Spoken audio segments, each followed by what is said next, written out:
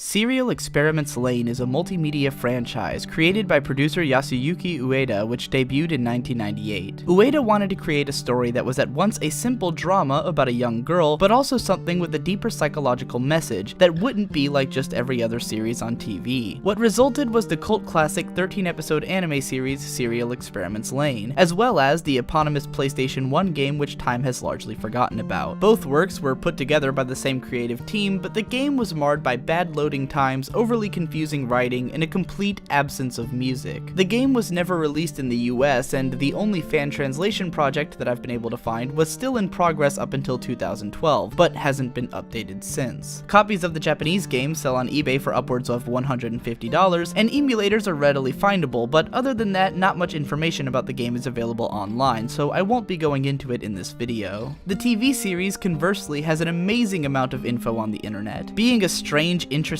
show that begs for analysis and discussion, has garnered an active cult following around the show that remains alive more than 15 years after its original airing. In spite of Lain's relative lack of mainstream popularity, it might be one of the most talked about anime of all time in the smaller circles of hardcore anime and cyberpunk fandoms. So what's it about? Lain is the story of a very lonely young girl whom we gradually realize is suffering from dissociative identity disorder. Lain is disconnected entirely from the world around her until the day that she gets an email from a classmate who had recently committed suicide. This begins Lain's quest to discover herself and society by exploring the Wired, a version of the internet where the lines between our reality and the electromagnetic world of technology are blurred. The series is famous for its densely thematic story, with commentary on psychology, sociology, and technology which remain almost unmatched by other anime. It is also infamous for its trippy visuals, almost obtusely difficult writing, and heavy use of symbolism and anecdotes. The collision of these elements results in one of the most dense, confusing, and interesting animated series to ever come out of Japan. Producer Yasuyuki Ueda conceptualized the series and handpicked the team that would work on it, all while expecting the series to be an enormous risk. Yoshitoshi Abe, the character designer, was a college student posting his illustrations on the internet at the time, when Ueda found him and hired him on as his first professional project. The series writer, Chiaki J. Konaka, had been a writer for a number of anime series, as well as several Ultraman shows throughout the 90s, and was a writer on Armitage III, which came from the same production company that Ueda worked for. Plus, he was a personal favorite of Ueda's, so he was brought on board. Director Ryutaro Nakamura had worked with Konaka previously on Magic Users Club, which was the studio's previous project before Lain. Said studio, Triangle staff, had formed in the late 80s and consisted of former Madhouse staff, who'd made their own studio geared towards original series which weren't based on manga. Serial Experiments Lain would be the spark for a number of collaborations between all of the series' major staff. Ueda and Abe would work with Triangle staff again 2 years later to produce Abe's original series Nia Under 7. 2 years after that, Ueda and Abe worked together again on yet another massive cult hit, Haibane Renmei, which Abe actually wrote entirely himself. Shortly thereafter, they both teamed up with Chiaki Konaka once more to produce the dark and impenetrable Technolize. Ueda and Konaka also worked together on the Gonzo adaptation of Hellsing, while Konaka and Nakamura teamed up once more for Ghost Hound in 2007.